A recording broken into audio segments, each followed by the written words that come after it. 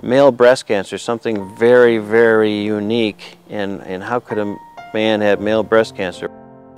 Along with the breast cancer, I had 2 lymph nodes affected. They took out 15, I think, in total, and luckily it was in the earlier stages of cancer.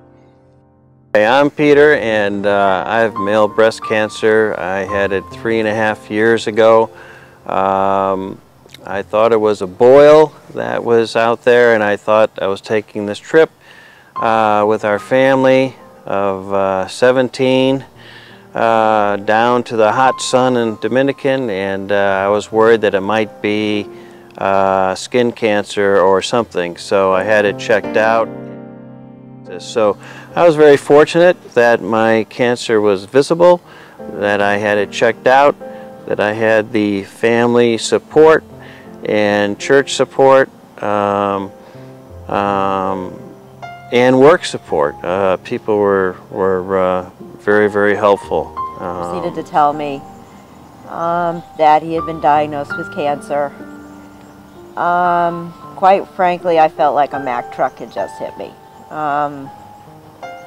There's really, I guess, no better way to describe it. The boys were home and they came in and said, "What's the matter?" And you know, it was a very, very emotional, obviously tear-jerking time, and what I would be facing. I have to believe something took over inside. Some people may say it's adrenaline. Some people may say it was divine providence. I believe it was that. That just said, okay, that it's time to just fight this. The reaction is, of course, scared stiff, and what's going on, and but we're just a couple of days later going to Mercy Hospital. They were fantastic in their support and treatment. Then on a Wednesday we were there for our consultation, and on Friday I had my surgery and started the road to recovery. Peter was really the inspiration for me because it wasn't about him when he was going through this. He wanted life to be as normal and routine as it was before he was diagnosed. You have to understand cancer is the fact that you didn't cause it. Am I a different person now that I've had cancer? I think so. I would have to ask my wife that or my kids that. But you know, I guess with any person you have your own agenda sometimes and trying to do things, and that's not important at all now. Sunday he would be a little tired and he napped, but really he's been napping every weekend since I've known him, so that was really nothing unusual. So it didn't faze any of us in his family to see him napping on Sunday afternoon. I was happy to see my family keep its humor, because that helped me keep mine.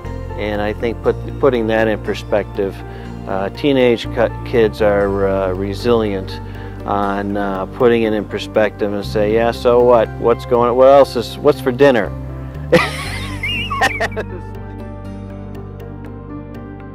I have to give a lot of credit to our dog Troy. He's a Newfoundland. He is our psychiatrist.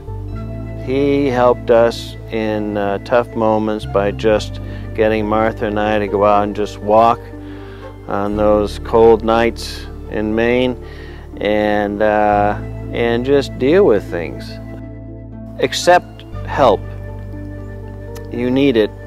You're not weak by asking it or accepting it, and that with the grace of God, it's temporary. This particular year was a dream come true. I went to Ireland, and with my 2 oldest brothers, we've been talking about that for, good grief, 30 years, and we finally went. And if you want to try to go reach a goal in your life and look at some of the things that you haven't done in life, you know, it's time to do them. Cancer will change you to be a better person, and to be a better friend, a better husband. It'll be better. What cancer cannot do, it cannot shatter hope, and it cannot conquer the spirit.